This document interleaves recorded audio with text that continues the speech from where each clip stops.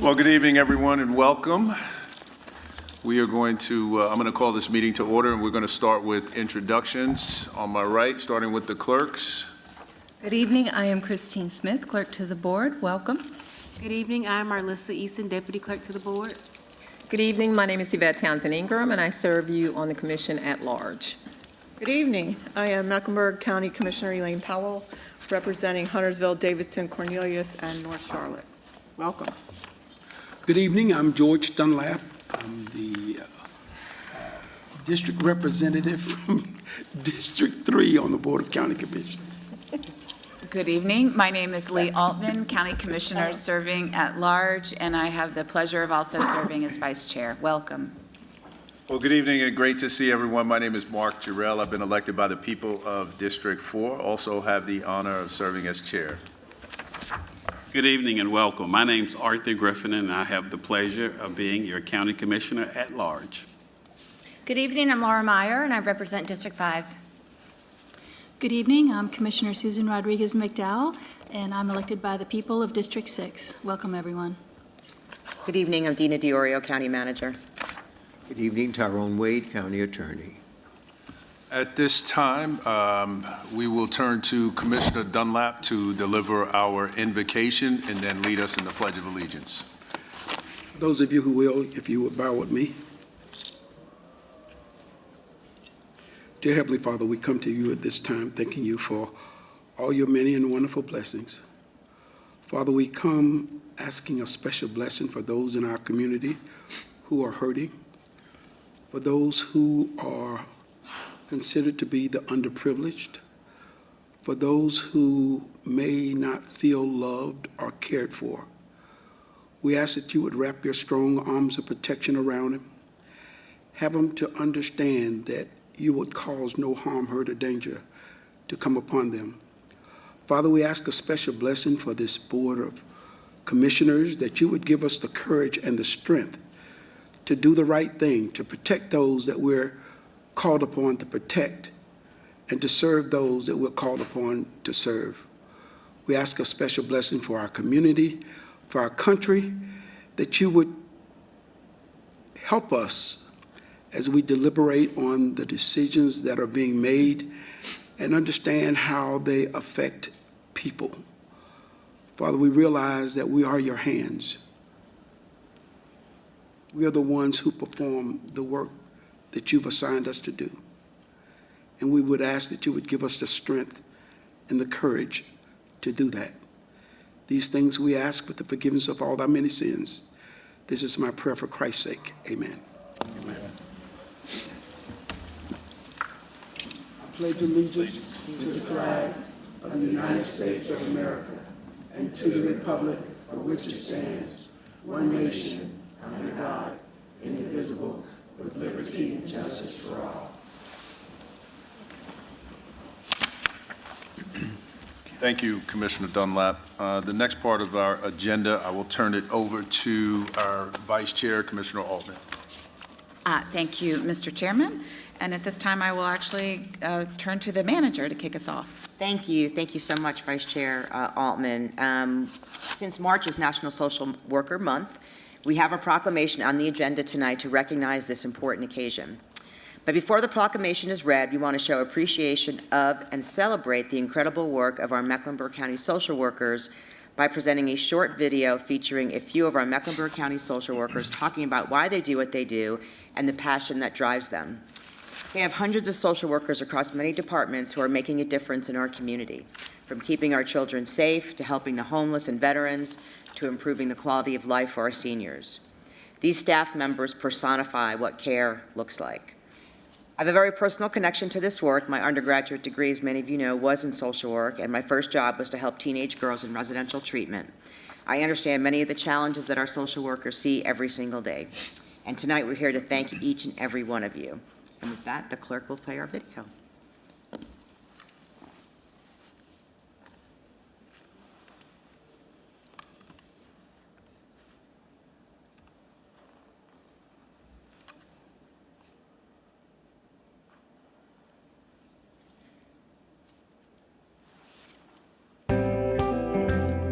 I wish the public knew more about the role of a social worker and what we do. Our job as social workers is to help people and help the community find resources, connect them to resources, and just make people's lives easier. Social worker is not just a career, it is a calling to serve. I'm passionate about having an opportunity to educate, empower, and encourage. I really love helping others. I love to see positive outcomes. Walking in this calling has made me serve the vulnerable and the voiceless. If I can use my learned experiences, education, and just whatever else that God has given me to help people in their daily struggles, then that's a good day for me. As a social worker, we get to humanize people, and by that I mean we get to meet them where they are. I'm most passionate about being an advocate to assist individuals in overcoming challenges and barriers that may impact their lives negatively. Seeing the joy and the excitement of someone accomplishing a goal that they didn't think they could accomplish or was possible. And thinking outside the box. And so when I'm problem solving, really being able to be creative and finding resources and supports. Making a difference in the lives of those that I serve, it's just a great feeling.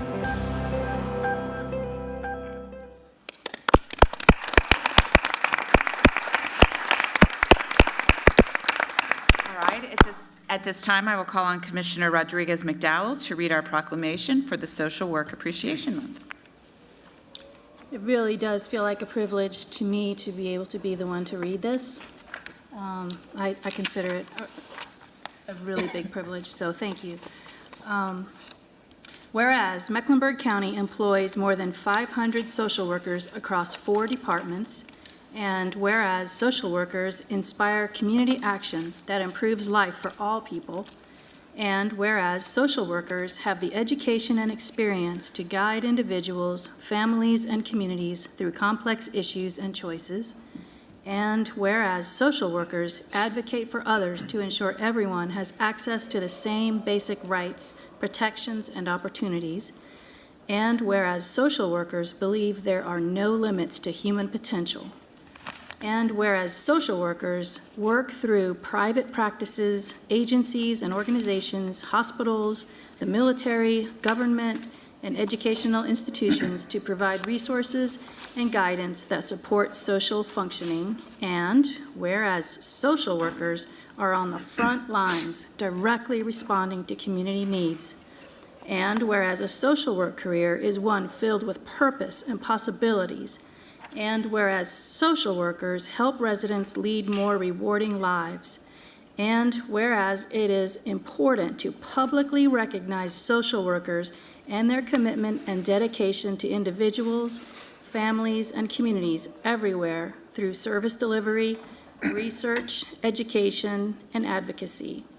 Now, therefore, be it resolved that the Mecklenburg Board of County Commissioners does hereby proclaim March 2025 as Social Work Appreciation Month in Mecklenburg County, and urges all residents to observe the month by celebrating and supporting social workers and the social work profession, which should be the highest paid profession of all professions in the entire world.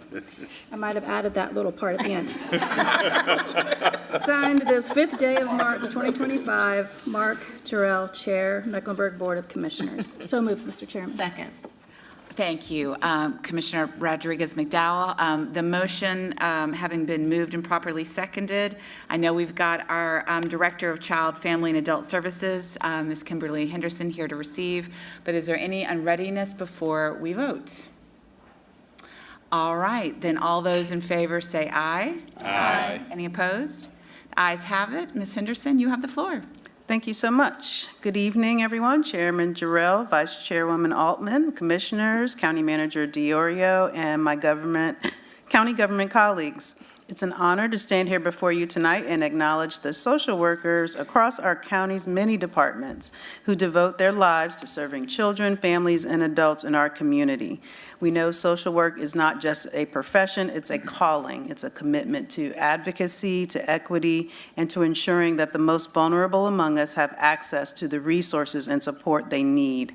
Our own county manager earned her degree in social work and began her career assisting teenage girls who struggled with substance abuse and other issues.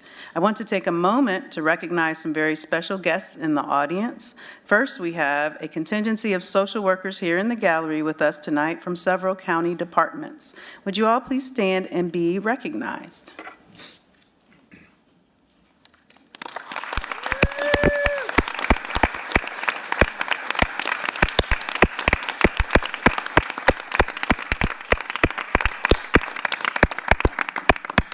Your work does not go unnoticed, and we deeply appreciate all that you do. We are honored to also have Lisa Telker-Greer here with us. Lisa, would you please stand? She is the granddaughter of Catherine Wilson, after whom the former Wallace Corralt building has been named. At a previous meeting, she spoke so eloquently about her grandmother and the legacy she left behind, not just for the county, but for her entire family. This National Social Worker Month is especially meaningful in Mecklenburg County because of the legacy of Catherine Wilson, who passed away in 2007. Ms. Wilson started her career as a social worker and rose through the ranks to become the first African-American program administrator in Mecklenburg County when she was named as Director of Youth and Family Services in 1978. She used her platform and area of responsibility to set a new standard for social work in the county. Thank you, Lisa, for being here with us.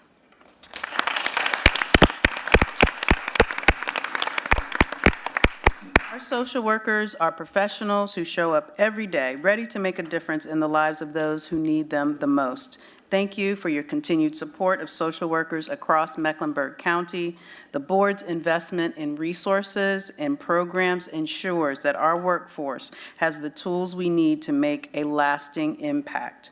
I accept this proclamation on behalf of my fellow department director colleagues who have social workers within their respective departments. Thank you very much. Thank you. All right, Ms. Henderson, yeah, if anyone on your team would like to come down for a picture, after you come around and receive the proclamation, we'd love to take a picture with you. It's become a tradition now. Right. The picture. George, you started it. Thank you. It's a big deal. Thank you. It is a big deal. Thank you. Thank you so much. Thank you. Thank you. Get a picture. Thank you. Come up here and stand in line. Stand in the middle. Taken to heart. 100% true. Let's see, you know, yeah, it's the judge, and we got a short. Compensation, please. It's going to be like a... Okay, guys, if you want to just come on around and Yeah, come up here. Yep, just. There you go. Filter around, everybody. Vita Price, I saw you up there. Hey, you okay? Let's see.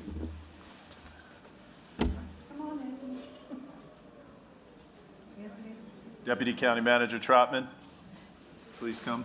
Let's make it official, everybody.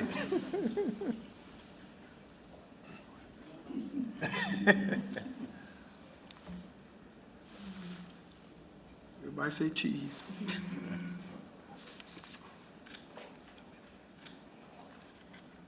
All right, thank you so much. Thank you, everybody.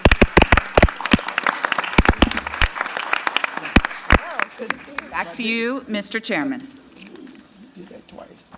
What's that? Thank you, Madam Vice Chair, and thank you to our wonderful team members for being here. The next part of our agenda is public appearance, and this is a part of the agenda that I think board members particularly appreciate when we get a chance to hear from the public. I do have to read a disclaimer, so please bear with me. It is very long. Public appearance is the period during the board's regular meeting that members of the public are provided the opportunity to speak on matters not appearing on the agenda. Members of the public who appear during the public appearance portion of a regular meeting may discuss any matter within the jurisdiction of the Board of Commissioners except for the following types of matters: a matter which appears on the agenda of that meeting of the board, a matter which concerns the candidacy of any person for public office, including the candidacy of the person appearing before the board, a request that the board considers funding a certain program or activity, either from the current budget or by inclusion in a future budget. Such requests would be made at the board's annual budget public hearing. The time limit for speaking is 3 minutes, unless there are 4 more speakers who wish to speak concerning the same matter, in which case all persons wishing to speak on the same matter will be considered a group and given a total of 10 minutes. The board reserves the right to alter these rules on a case-by-case basis as necessary for the efficient and effective conduct of business. Members of the board will not engage in dialogue with the public appearance speakers. Comments will be received and followed up on as applicable by county staff and/or members of the board. Handouts and/or tokens shall be given to the clerk for distribution to the board at the conclusion of the meeting. Members of the public can also access and view the meeting on the government channel or online at https://watch.meckNC.gov. Tonight we have 3 speakers, and I'm going to call you all. The first one is Tanisha DaCosta. Are you here? Okay. Manuel, you are here, Manuel Betancourt, of course. You can come down to this podium. And then is Laura Lee and Luis Hernandez here? Will you come to this podium?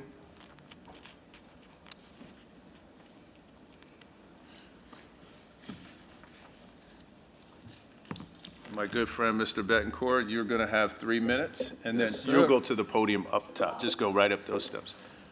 And then You'll be given 3 minutes in just 1 second. Right. Superman is the most loved superhero in the land of the free and the home of the brave.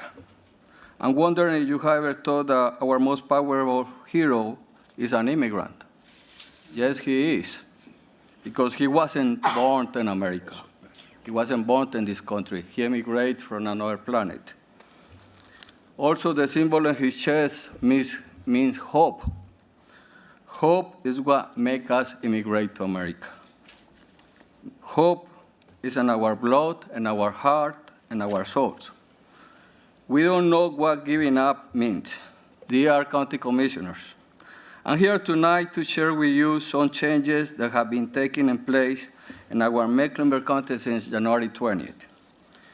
This message is not political. I'm here in a proactive way as a servant to help and as a human asking you for humanitarian support. Since January 21st, many small businesses have lost money, including my bakery. Restaurants, barbers, flea markets, food distributors, and supermarkets. For example, one local food distributor went from $1 million a month to $550,000. Small businesses haven't been doing well since January 20, and everybody knows the truth. Also, some residents in our county are not buying homes. Better say, they are leaving our county. Now we are having empty houses. Also, people are not showing up to work, so construction slows down, and we will be facing not having food on our tables. The saddest part of this new system in America is American citizen children are losing their parents. Mothers, fathers, or sometimes both of them. Our children are our future. Imagine how they will feel about it. We are a government that is taking their kids away, their parents away. I have been in Ukraine. This April, it was gave to me for a Ukrainian baker in Bucha. Now he's in the front line. There are too many Ukrainians living here in Mecklenburg County. Let's be human. I'm not asking you to fight our federal government or start a revolution. I'm just asking you to be brave enough to show up in our streets, in our business, in our churches, and our schools. We are in the land of the free. We can still hug each other, smile, and share love. Please, let us know that we are not alone and we are welcome here. You are also our Superman, our Superwoman, especially for my kids. Thank you so much.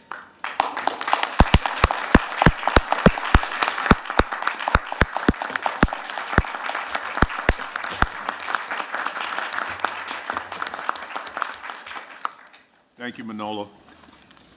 Ms. Laura Lee. Good evening, Commissioners of the Board. My name is Laura Lee, and I'm the president of Ryan's Place, LLC. Ryan's Place is a local agency owned by Luis Hernandez. We provide Medicaid, home, and community-based services throughout the state and primarily in Mecklenburg County to people with disabilities. I'm here today to talk about the problems with threats of cuts to Medicaid in North Carolina for our community of individuals. This is not a request for funding from the board. It is a request for endorsement of our needs at the state and federal level. The February 28th bill narrowly passed by the U.S. House of Representatives is so grand sweeping, there is no logical way that it does not directly impact the strides made in North Carolina Medicaid expansion. Our most vulnerable citizens would bear the brunt of these cuts, and taking care of our most vulnerable people and their families should not even be a political conversation. It should be an ethical obligation. I would need your whole board meeting to discuss the cost of institutionalization for members who would be displaced or at risk in the community without Medicaid services. So let me paint a picture of the cause and effect just for Ryan's Place. That's 210 children and adults whose families and caregivers could lose their jobs and livelihoods because there will be no one to care for their children while they work. 350 staff who use their jobs with Ryan's Place to put food on the table for their own families and pay their own health insurance costs. 42 members living in residential facilities who would be displaced or potentially homeless. 30 members who receive one-on-one employment support. 64 adults who attend our day program. A team of 33 administrators who choose this purpose and to serve the vulnerable who will lose their jobs. That's an unpredictable number of mental health crises we won't be able to respond to for free. This isn't just a business, it's a community, it's a haven, and it's on the line. DEI was just starting to make headway within the last decade for inclusion of our people. Please remember it was only 53 years ago that Geraldo Rivera exposed Willowbrook. And whether we speak about it or not, institutions like that exist in North Carolina and beyond today. Agencies like ours are boots on the ground, working to celebrate and bolster our individuals' talents and contributions to society. We don't use the stable term consumers for our members because it goes against what we believe in. They aren't consumers. They don't just take. They give, they contribute, they have value, and they change lives. They changed mine, and I know they could change yours too. There's so much chaos and confusion. Frankly, when scary changes happen in the political landscape for Medicaid, DHHS and the MCOs are the first to put their heads in the sand. We are losing sleep while waiting for a response other than we know what you know. The Constitution and democracy itself are at stake, and aren't we just as guilty of the Constitution's downfall if we don't protect our most vulnerable citizens? I'm leaving you all some data and some member stories today because we're not just numbers. We're people. I brought some of them here with me tonight. They're watching online. This is just our first step in advocating for what we need as a community and a population, and I hope that you'll join us. I firmly believe that the most important role in American democracy is the citizen, and we are all citizens. We deserve a voice. Thank you for your time.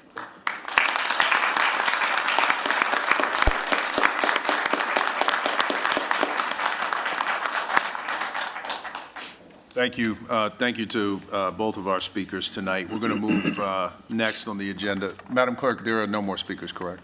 That's correct. Thank you. We're going to move on with the agenda. Next up will be appointments.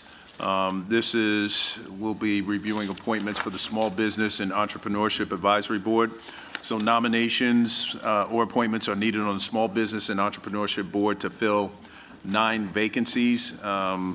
Colleagues, I will tell you, we're filling 9 vacancies, but there are 14 applicants on this new board. So are there any nominations? Commissioner Meyer, then Commissioner Dunlap.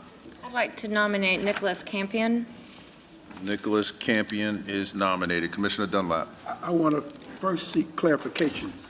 Is tonight nominations or is tonight appointments? I'm sorry, tonight is nominations, but if we get just 9, we can't appoint. But yes, it's nominations. Oh, okay. Any other nominations? Yeah, I got some. I got to get back to my thing. All right, Commissioner Griffin. Lisa Griffin. Aisha Griffin. Aisha Griffin. Okay. Stephen Moore. I guess one. No, you can go down. Stephen Moore. He's, I believe he's no longer. He's no longer. He's no longer. Stephen Moore's been X'd off the list, correct? Yes, he's with the air quality. Okay. The EMT, Jamari Watkins. Okay. I have some. Yes. Hold on, so Oh, Commissioner sorry. Rodriguez McDowell, then Commissioner Powell, and Commissioner Townsend Ingram. Is Mr. Griffin done? Okay. Yeah, I'm done. Okay. I had 2, Kevin Nixon and Dr. Kevin Isaac Nixon. Sarepta. Sarepta Isaac. Yep. Okay, Commissioner Powell. Faith Buta and Brahim Hargrove. Faith Buta and Brahim Hargrove. Please. 2, 3, 4, 5, 6, 7. That's 7. Commissioner Townsend Ingram. I'm trying to see the ones from the list who have not yet been spoken of. So we have, so far, do you need me to go down? We have Faith Buta, Nicholas Campion, Aisha Griffin, Brahim Hargrove, Sarepta Isaac, Kevin Nixon, Jamari Watkins. I would also like to nominate, no, that's not him. I apologize, I'm sorry. Stephen Moore. Stephen Moore is not up for nomination. He's been crossed off the list. He's serving on air quality. Oh, you said that. I'm so sorry. It's okay. This campaign has been said. Has Isaiah Griffin? No, Aisha Griffin. She's been said. She's That's been my nominated. district. Aisha. You can also. Kevin Nixon. Kevin is already nominated. All right, then. All right, Commissioner Dunlap. Kelly Fluharty, Kelly Fluharty is nominated. and is that Sharika Haywood? Shekinah Haywood. Okay, All right. those two. Are there any other nominations? Could I trouble you to read them? 'Cause Sure. I'm trying to No, figure no out. problem. I'm going to go down the list, everybody. We have Faith Buta. Is that the first? Are you going in order on our I'm list? just going on the list. I'm just going down the list. Straight down the list? Yeah, Okay. straight down the list. So if you start at the top of your list, Okay. Ms. Faith is the second one. So Faith Buta, Nicholas Campion, Kelly Fluharty, Aisha Griffin, Shekinah Haywood, Braheen Hargrove, Sarepta Isaac, Kevin Nixon, Jamari Watkins. What's that total? Those are 9. That's 9? Oh, that's And nine. then Commissioner Townsend Ingram, That was 9. that's 9. All right, then I move to nominate and appoint. I'm sorry. All right, we've got an unreadiness. Give me one second. Yeah, Commissioner I think Rodriguez. there was ones that were not nominated by someone else, and that would be Aditya Upadhyay. It's the second to last name on the list. Are you nominating her? Yes, Okay, so that's 10. All right. I understand. Are there other nominations? Well, no, we got to bring it back again anyway now. Yeah. So that's 10. So are there any other nominations? No. Okay, so it'll come back to the next meeting.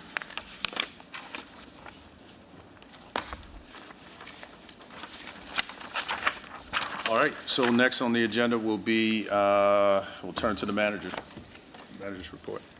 Nothing on my manager's report this evening, Mr. Chairman. All right. We have an annual report. We do have an annual report. Advisory committee report. Who is the committee, because it's not on my Art sheet? Commission. It's Public Art Commission? Top of page 4 on your. Oh, I'm sorry about that. I see it. Public Art Commission, thank you. Will be recognized. Thank you for being here. I apologize. I tried to skip over you. I apologize.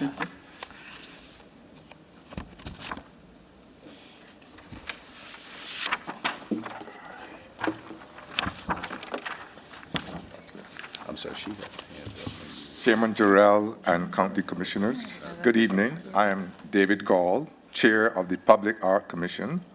I'm joined tonight by Todd Stewart, Vice President of Public Art with ASC. It is our pleasure to present to you a summary report of the Mecklenburg County Public Art Program for fiscal year 2025. The Public Art Commission, on which I am proud to serve as the chair, provides program oversight. It is comprised of 9 members appointed by the county, city, and ASC. Listed here are the current commissioners representing professional categories in community, education, and business.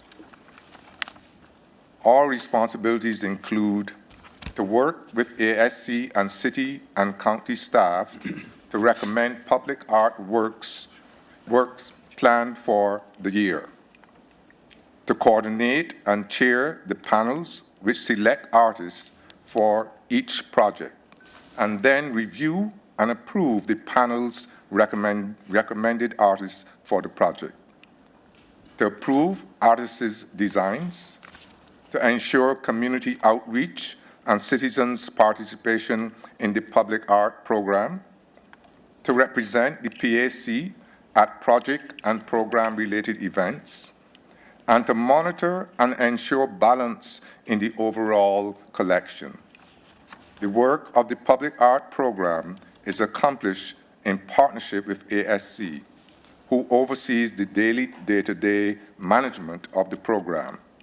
I will turn over to Todd now to update you on individual projects. Thank you, David. Thank you, Commissioners, for having us here. In the 22 years since the Percent for Art Ordinance was established, the Public Art Commission and AFC have overseen the creation of 203 artworks. 89 of those artworks belong to Mecklenburg County. totaling $7.7 million in investment. Through the ordinance, ASC is responsible for project planning with county staff, drafting and releasing calls to artists, convening and facilitating artist selection panels, contracting with artists, and project management of design development, community engagement, fabrication, installation of the artworks. Now I would like to provide a brief overview of 10 public art projects that ASC is currently managing for Mecklenburg County. Fabrication has begun for Hood Design Studio's sculpture A Couple of Trees for Discovery Place Nature Museum. Walter Hood, a West Charlotte High School graduate, is the founder and principal of Hood Design Studio.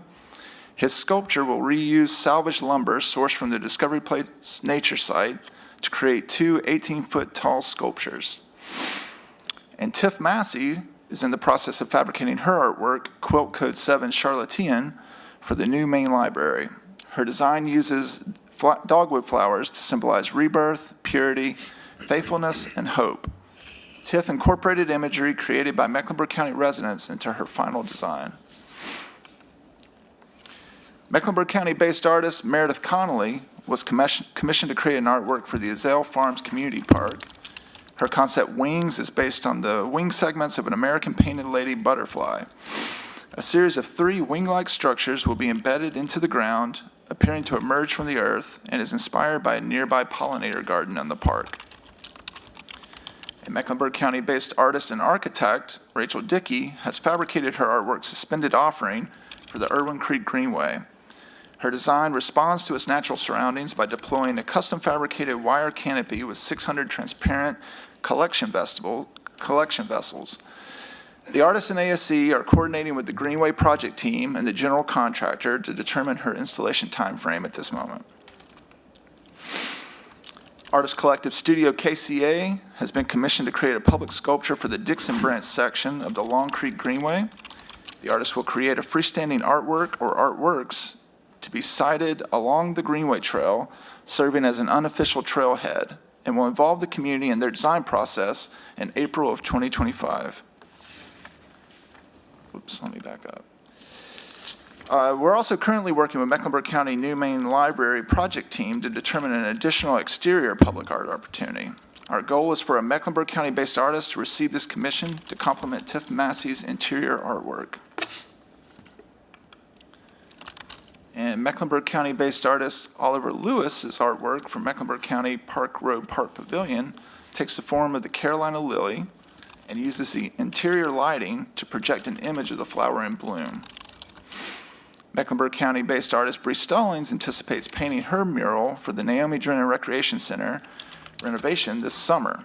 Her design combines the strong intergenerational bond of the Greer Heights community with the many recreational activities available at the rec center.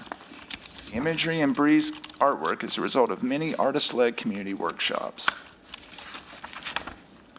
Artist Anna Dean has been selected to create a public artwork that can serve as a unique integrated design feature for Eastland Park. Her artwork should demonstrate themes of history, fitness, and strengthening community, and will be located at the park's multi-sport court. And the selection process is underway to commission an artist to create a public artwork for Lotta Place that will honor and commemorate those enslaved at Lotta Place, their descendants, and descendant community. The commissioned artist will be selected based on their conceptual proposal, developed after an extensive site visit and planning meeting with Mecklenburg County staff, design consultants, and the Lotta Place Steering Committee. And now for an overview of the 3 projects that were completed this fiscal year. State of Flow, Project 1's artwork for the Torrance Creek tributary was installed in June of 2024. The artwork is inspired by Huntersville's rivers and bodies of water, and the design's abstracted flowing lines are taken directly from Lake Norman, Torrance Creek, and McDowell Creek, while also referencing the Vine, Huntersville's Greenway Trail system. Mecklenburg County-based artist Monique Luck installed her 7-foot-high by 28-foot-wide porcelain tile mosaic titled Love Never Loses Its Way Home on a new pavilion space at Druid Hills Park in May of 2024. The mural celebrates the Druid Hills community through the metaphor of a large tree that once centrally stood in the park. Diver, a sculptural flood marker designed by local artist Merrick Reynes for the Charlotte Mecklenburg Stormwater Services, is intended to warn and educate Mecklenburg County residents about possible floods in their neighborhood. Merrick's design will serve as a prototype for further markers created at multiple locations along Mecklenburg County's greenway systems. And it's already survived one major flood event. ASC and the Public Art Commission are planning projects for next fiscal year with Mecklenburg County staff. We currently estimate that 8 capital improvement projects will be at a phase of their design where we are prepared to commission artists for public art, and those can be seen here. And for more information about specific projects or the public art program in general, please feel free to contact me, Todd Stewart, anytime. Examples of our current and past projects, updated regularly, can be found on ASC's website at www.artsandscience.org. In closing, I would like to thank Mecklenburg County staff that ASC and the Public Art Commission work with to make each of these projects a reality. ASC sees public art as a community-driven effort, and the partnership with Mecklenburg County staff are invaluable to this process. Thank you, Commissioners, for your ongoing support of the arts and your continued partnership with ASC and the Public Art Commission. I'll be happy to answer any questions that you may have at this time. Well, Todd, Dr. Gall, thank you so much. Of course, I think we've got a question. I saw Commissioner Dunlap first, then we'll go to Commissioner Rodriguez-McDowell. All right, thank you guys for coming. One of the things that I've been trying to encourage the ASC to do is to catalog all public art and to display it on the website, because there are people in this community who would want to go out and personally view art if they knew what they were going to go see and where it's located. And I noticed even in tonight's presentation, the things that are coming, you have an address, location, name, all this other stuff. And then the ones that you showed that were already located, you gave, for example, Druid Hills Park. People may not know the address of Druid Hills Park. So it would help to have some consistency. So no pressure, but I'd like to know when that was going to happen. So we have partnered with Geospatial Services with Mecklenburg County to map the entire collection, not just the county, but the city and some private projects as well.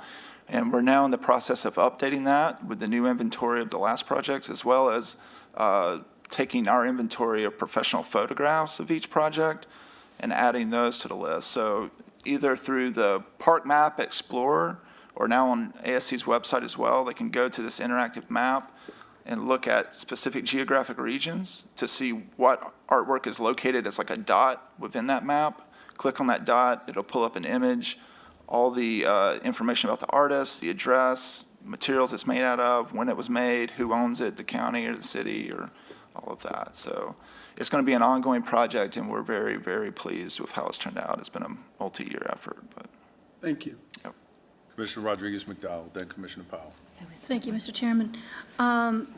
First, I want to say, Todd, thank you for your work. I really appreciate your work. And Dr. Gall, thank you. Please pass our thanks on to the rest of the advisory board, or the commission, I should say. I really think that public art is extremely important. And I just want to draw attention to the total budget for 22 years. I want to make sure I understand this correctly. The total budget is like around 7.8 million, and that's for the whole 22 years and the 89 projects. That's right. That 7.8, that's just for Mecklenburg County projects. Right, But that doesn't include city projects. Since the ordinance was enacted in 2002. Correct, okay. I think that is money well spent. You know, I just want to say arts, you know, in my view, arts are not fluff. Arts, I think some people have that impression that arts is just a nice to have, but the arts are way more than just that. I mean, artists are entrepreneurs, small businesses, and the idea that we are putting that money into our community, and I know they're not always from the local community, but this, in my view, is money very well spent.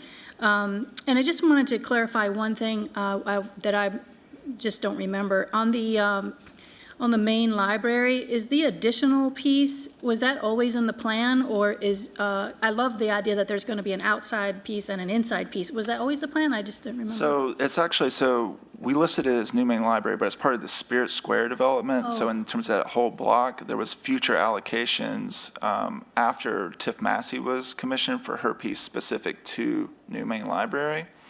So that's how we're able to get this one to be an exterior piece, that it will complement the library. And it's still a county project, but it's kind of seen within that larger development of the overall block. Okay, With because the whole McClellan Theater development. and the Duke Energy Theater.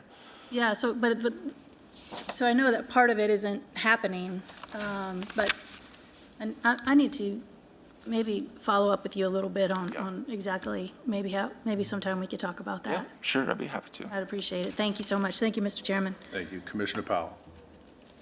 So I'm not a loud person, and I'm not talking a lot about things, but one year when you were chairman and I was vice chair, you brought this up, and you guys were concerned about how much it would cost, and I thought, oh, I can problem solve this, I think. So I called GIS because we already pay for all that, and I asked, would you guys work together to do this? And so it happened. It happened. And it happened. And so it's here so that people can find it and look for the art. And I thought I told you, but I guess I forgot to tell you.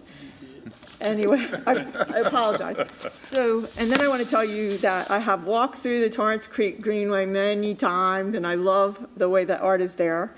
And the flood marker art, that is so awesome to have that as a visual to show people in the floodplain what happens when it rains there.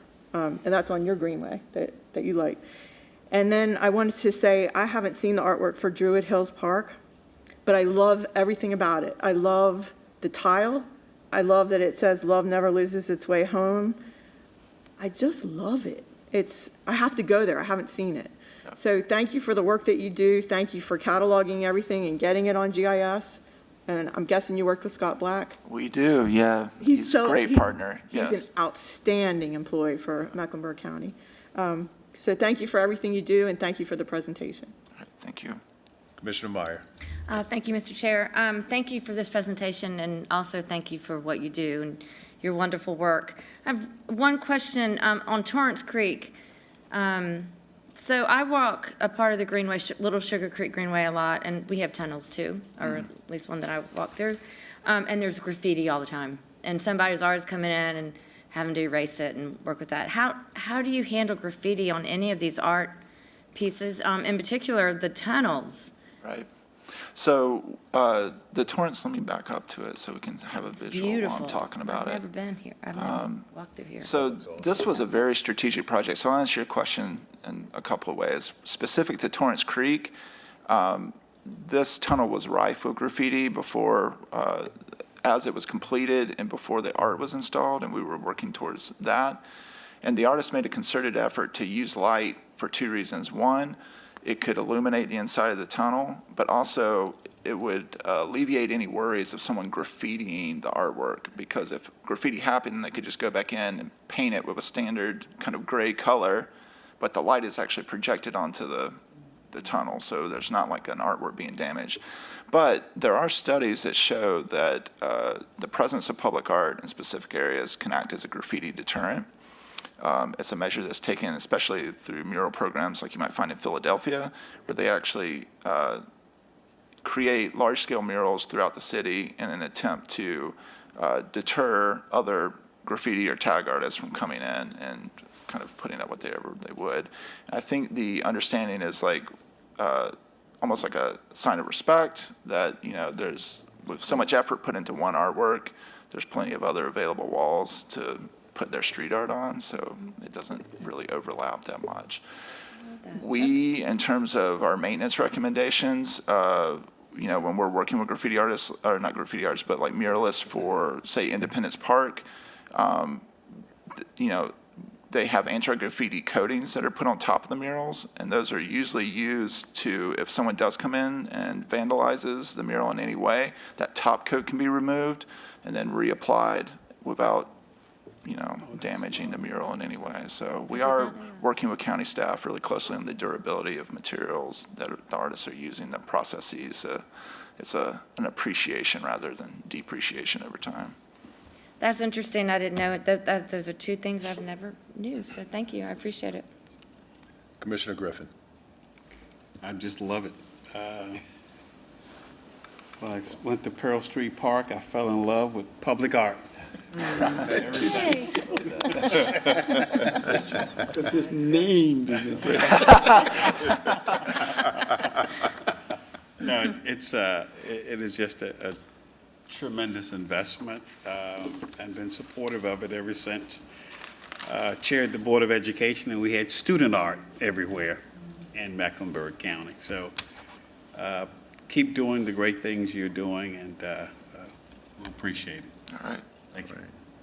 Commissioner Townsend Ingram, did you have something? I did not, thank Commissioner you. Altman? I just said I appreciate all that you do, and now I have to, I'm jealous because I haven't seen, I don't go out, so I haven't seen it, but I intend to. Thank you so much for what you do. Thank you. No, I'm just really thrilled. Appreciate you bringing this to us. It's been a pleasure to hear your presentation.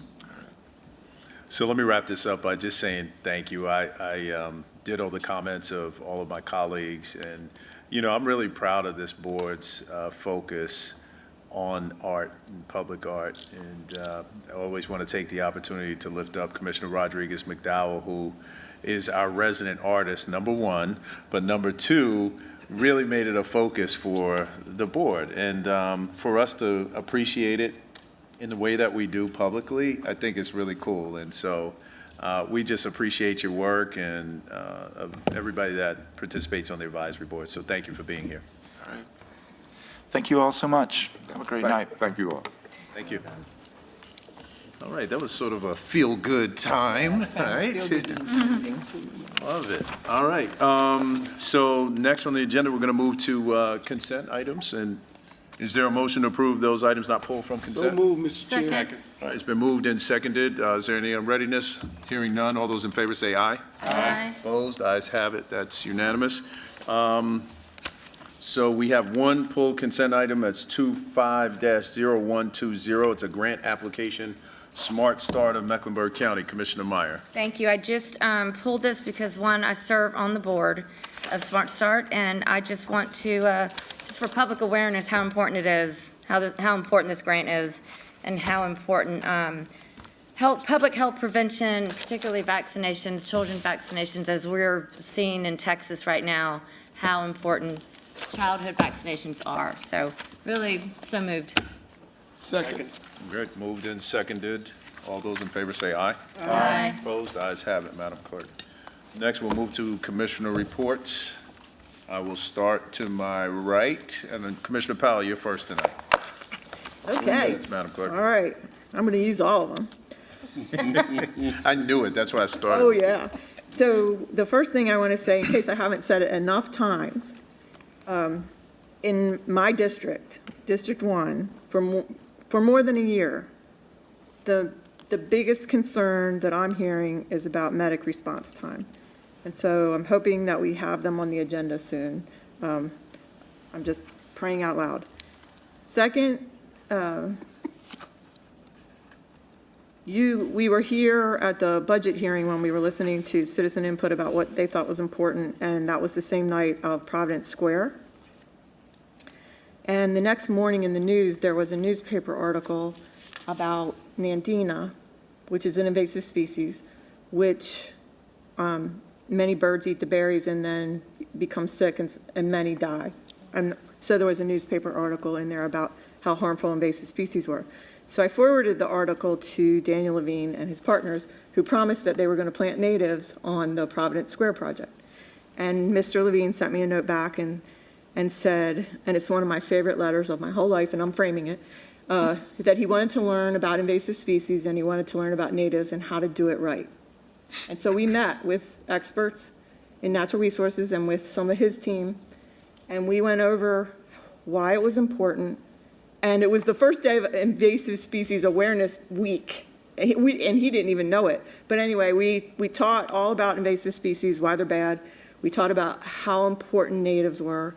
And at the end of the meeting, it's one of the most joyful, happy meetings I ever had, because he wants to do it right, and so committed to that, and said he wants us to do a good job of like asking that from other people in the community, because it's just a matter of knowing, and when you know better, you do better. And so it was just an outstanding meeting, and I want to share that because I feel like our work on economic development just keeps getting better and better. And that, to me, that project is an example of how we kept pushing for more and more.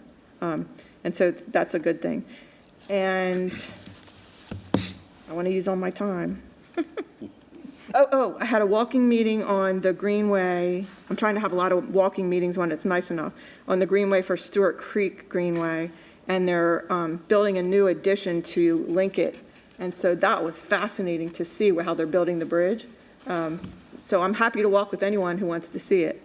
And, today. So, we're all going through the hazard mitigation plan right now. I hope everybody gives input to that. But Chief Graham was supposed to do emergency preparedness in my district this morning in the middle of the storm. And I thought, oh no, I don't want him to get hurt. And so anyway, they changed the location and they did it somewhere else. But just to keep that in mind, it's like something we're responsible for. So emergency preparedness week. Thank you. Thanks. Commissioner Meyer. Thank you. At the risk of embarrassing these kids, this is the second time I think we've seen these students attend our meeting, maybe. Can I ask where you guys are from? There's a lot of students that come to Okay. these meetings from Providence Day School. Okay. It's a school project that we have, so we're super happy to be here. That's awesome. Is it a civics class or a? Yes, our AP government class. That is awesome. Well, thank you for coming, and please, please, please tell your teacher, from one teacher to another, I thank her. I used to send my students also to government meetings, so I hope you're learning something that sometimes government is boring, but it's necessary. Thank you. Thank you, Commissioner Meyer. Commissioner Townsend Ingram. I have no report, Mr. Chair. Commissioner Dunlap. I'm surprised. So let me tell you what you should have been reporting on. DC, I should have done that too. I know you too. Okay, so Susan's going to. I know Susan will. I thought I could have. So cut into his time, okay. Okay, sorry. I'll be brief because I'm not going to try to tell it all. I did get an opportunity to visit the leadership of both the House and the Senate to talk about some of our legislative concerns. And I'll just highlight two things that we shared. One is you heard the president say they wanted to do away with FEMA. It was clear from the people who assembled last week, there were 2,000 people, 500 who were new, one, of course, who came from Mecklenburg County.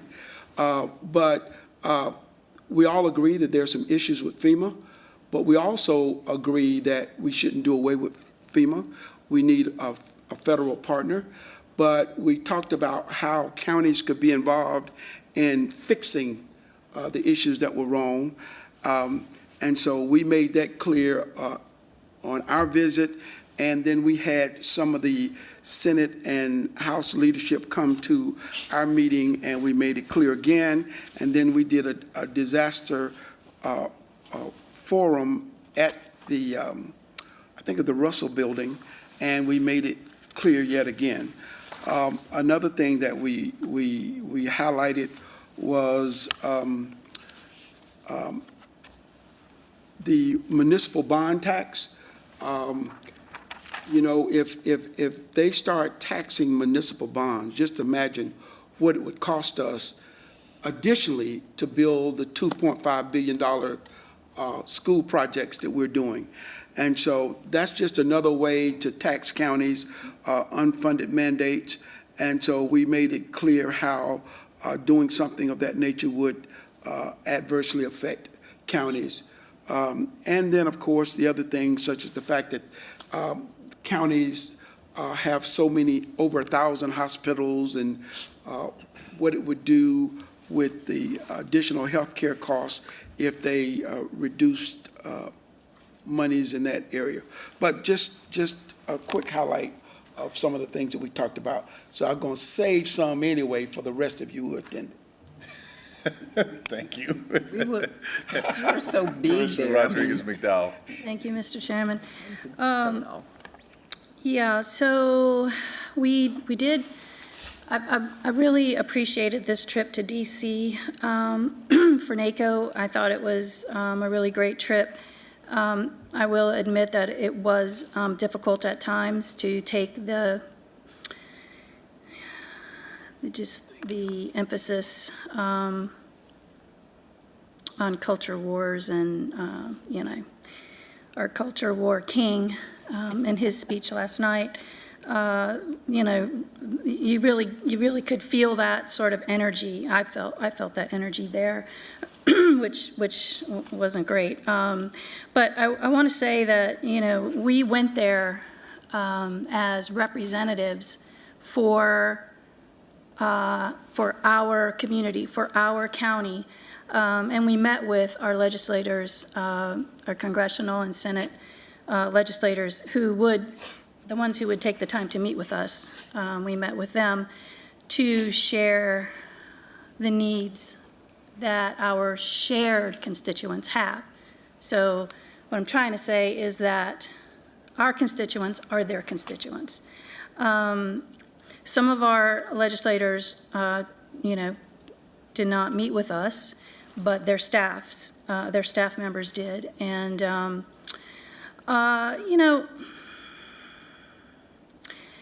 I want to say that we had one, Congresswoman Adams. She was lovely. She met with us for a very long time. She took notes. She took her own personal notes. She also had her staff members in the room taking notes about our concerns. And she really listened and she really asked questions. You could tell she was really interested in what the impacts would be. As our earlier speaker mentioned, if there are Medicaid cuts, how that's going to affect our community, as just one example.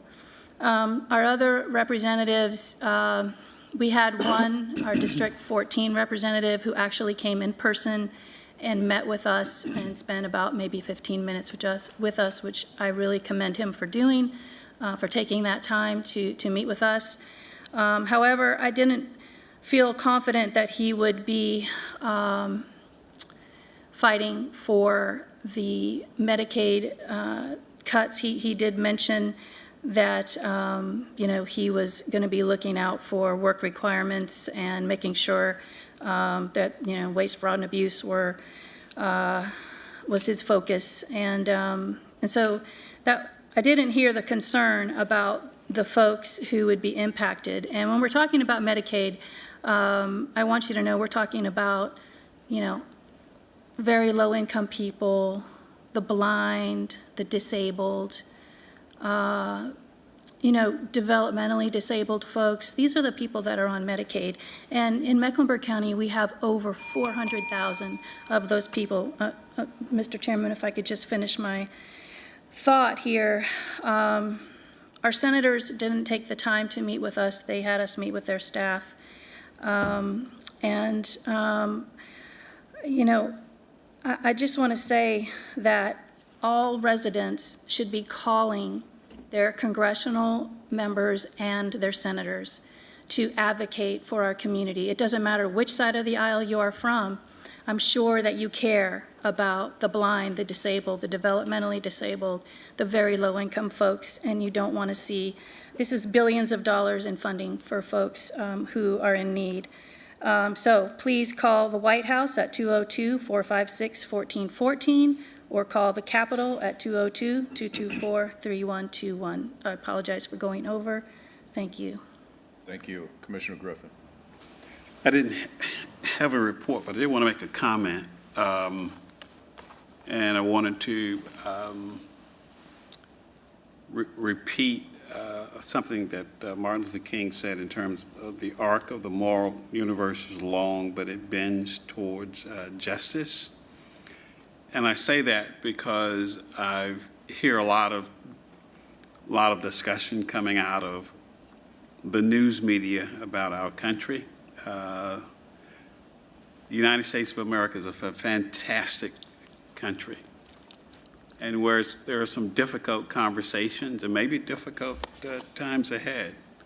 But what I've learned and lived through is that most citizens are reasonable folk that want to do good. And the challenge for us that are in positions, formal and informal leadership positions, is to make sure that we look at the North Star, look at the better angel, and communicate and advocate. But I've seen a lot, done a lot, but I have the utmost faith in this country. And I think we're going to make the right decisions with regard to public policies. So let's not get despair. Let's not put our heads in the sand, but join hands with your fellow citizen and residents, whether black or white, whether Republican or Democrat, whether you agree or disagree, but we're all in this thing together. And I hope that we look at it from that perspective as we advocate for justice for all. Thank you. Well said. Vice Chair Altman. Thank you, Mr. Chairman. And may I say, Mr. Griffin, that was beautiful. I really, really appreciate your comments, and I feel that way too. And that's why, you know, I don't love traveling outside of Mecklenburg County because I feel my time and my work needs to be here, but there are some occasions when I feel it's incredibly important. And so going to Washington, D.C. to represent Mecklenburg County in two ways. One is, as you may have heard, but just to fill in the blanks, this was the annual National Association of Counties, the annual meeting. And so we get to be with, counties from across the United States, including large urban counties, and we have conversations around telecommunications, agriculture, health policy, justice and public safety, transportation, human services. And so it's an opportunity to share best practices and learn from each other, which can accelerate our progress on these really complicated issues. I want to thank our 3 deputy county managers who were in attendance, and of course, our fantastic legislative affairs director, Lizette Nimmons. Y'all did an amazing job. You represented us beautifully. Your national leaders, to your peers, you well guided us. You were the tip of the spear in our conversations with our elected officials. Yes, we did have meetings with Congressman Mark Harris, Senator Budd's office, and in person with Alma Adams, in person with Congressman Tim Moore, and with staffers for Senator Tillis. And that it's sometimes hard to see progress or think you connected with somebody, but this is democracy in action. To go and sit down and have an in-depth policy conversation with our experts who handled the really difficult technical parts to try to work through these important issues. And I share Commissioner Griffin's view that we are one nation and that we will make progress, and we're not going to always agree, and it is sometimes hard, but I believe deeply in this country and what our potential is. So, and I'm also inspired by our 4 young people who are in the gallery tonight. So, and also this wonderful resident. I'm inspired by you too. So thank you, Mr. Chairman. Thank you. I hate to come on top of that, but I have to because I wanted to actually give some shout outs. I didn't get a chance. I did not go to DC this year, but certainly want to thank our deputy county managers for being there, Lisette as well. To my colleagues who, there's not a harder working bunch of elected officials than the folks that sit on this dais. And so I want to shout each and every one of you guys out for being there and representing the county. And I want a special shout out to the vice chair who held it down up there and did a fantastic job of leading by all accounts. So wanted to definitely shout you out. But interestingly enough, I mean, we are really in some wild times right now. when you think about all the things that we're facing, it's a very interesting position to be in. I would encourage all of us as leaders that we have to take a proactive posture and not just necessarily wait to see what's going to happen, but we need to be prepared.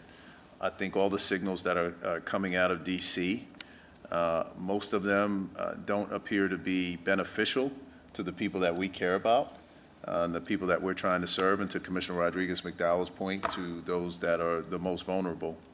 And with that in mind, this is where we're just going to have to step up and lead. We have the staff and the folks to help us do that. But I am deeply concerned about particularly what the discussions are around Medicaid. How do we, as a community, come together and figure out what our partners from the major health systems, our other community partners, how will we attack this if that happens, public health. So there's some things that we have to look at while we're trying to address the budget and other items as well. So don't want to leave on a down note, but that's where I'm at, and I think we're ready to tackle that. And I want to thank everybody for being here. We're inspired by each and every one of you. And with that said, that ends my comments, and I'll entertain a motion to adjourn. So moved. Second? Moved and seconded. All those in favor say aye. Aye. Opposed? Ayes have it. Meeting adjourned. Thank you. Thanks, guys. 7:09. I wrote this down. And just so you know.